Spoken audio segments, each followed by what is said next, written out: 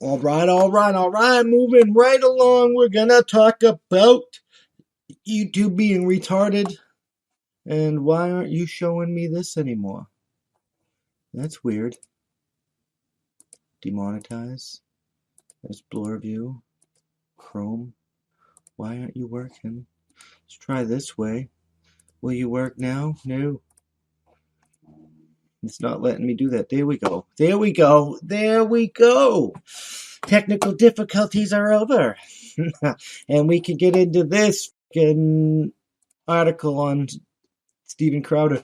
YouTube has once again demonetized right-wing commentator Stephen Crowder's channel, this time for multiple violations of community guidelines, including COVID-19 and election integrity policies, both of which are utter garbage because the reasons they actually gave that Crowder shared with us, he never said any of the such like that. So this is just they're making up to go after people to keep us from speaking the truth in order to monetize, because they even they told me things were talking about vaccine passports was medical misinformation. A vaccine passport is not medical information. I was talking about privacy. But anyway, in order to monetize on YouTube, channels must comply with the YouTube partner program policies, which include our community guidelines, Google AdSense program policies, and advertiser-friendly guidelines. A YouTuber spokesperson tells Tuberlift channels that repeatedly violate our policies are suspended from the partner program. YouTube says Crowder committed a range of violations across these policies, and the company removed two violative videos. A March 16th live stream with Crowder mocked black farmers and his co-host. He didn't mock black farmers and his co-host's joke about slavery. They were making fun of people that were racist. But anyway, in an upload, they crossed YouTube's policies against spreading false claims that widespread fraud errors or glitches swayed in 2011. That was when he showed that the Nevada addresses were actually false. So going down on the ground and showing the information to be fucking factual, that's fucking false information, huh? That's fucking fraud? Yeah, okay. False claims? Yeah, okay. Yeah, fucking garbage. The platform previously told 1-0 that Crowder's March 16 video did not violate policies against hate speech, but did violate policies against the content claims the COVID death rate is less than severe than that of the common flu. It is less than severe than the common flu. It's at 99.8% survival rate. That's according to the CDC, isn't it? Last time I checked, I don't even trust those numbers, but that's how. But YouTube, they're doing this to us for the same fucking reasons, and this type of garbage.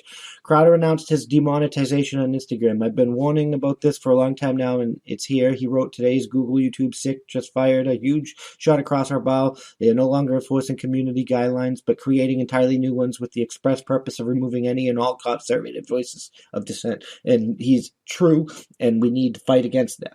Crowder was originally removed from the partner program in June 2019 for repeated racist and homophobic harassment, a former Vox journalist, Carlos Maza. YouTube reinstated him into the partner program and brought back monetization to his channel in August of 2020, saying that he had taken steps to address the behavior that led to his suspension and had demonstrated a track record of policy compliant behavior. Per YouTube's, Crowder suspended immediately and indefinitely. Oh my God, YouTube, I can't believe we're letting the censorship get this bad. It's now more than ever. He has a mug club. We have our website. If you like Crowder, it's now more than ever to actually support the creators that you like. Tim Pool, he has his own platform. I mean, we're going to stay on Minds. I doubt Minds is going to go the way of the big tech censorship, but you never know. So we just keep our ear to the ground. That's why we're building the website, and we really need your help. All of us. Support the creators you like. Don't let them censor this because of the stupidness.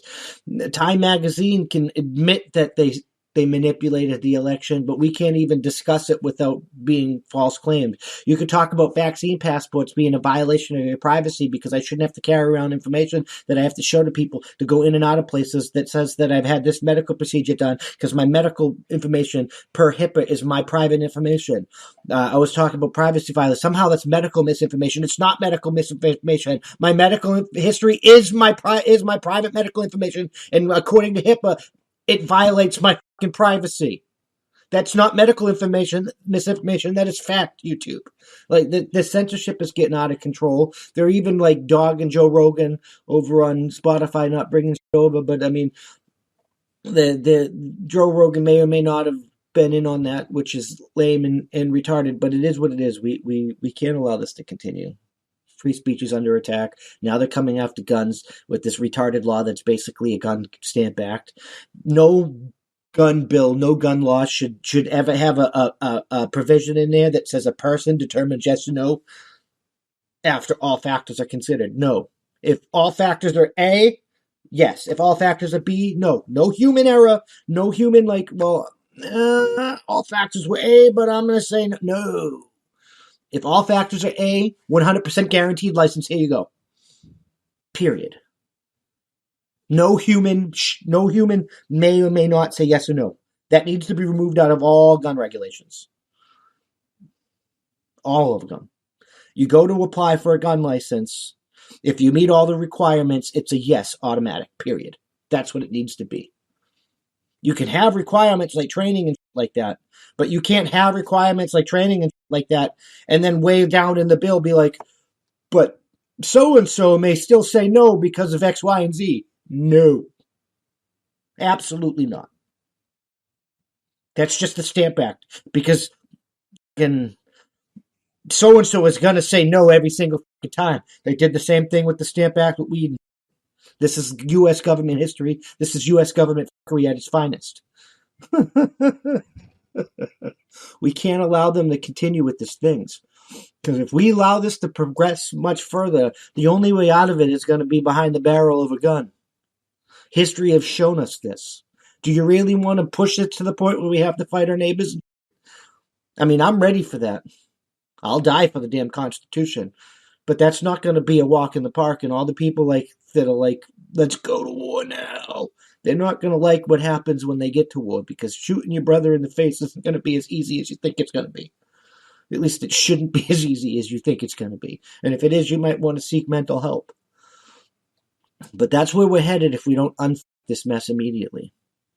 And we can't unfuck this mess by looking to our government officials to unfuck this mess. We as the people need to stand up and unfuck it ourselves.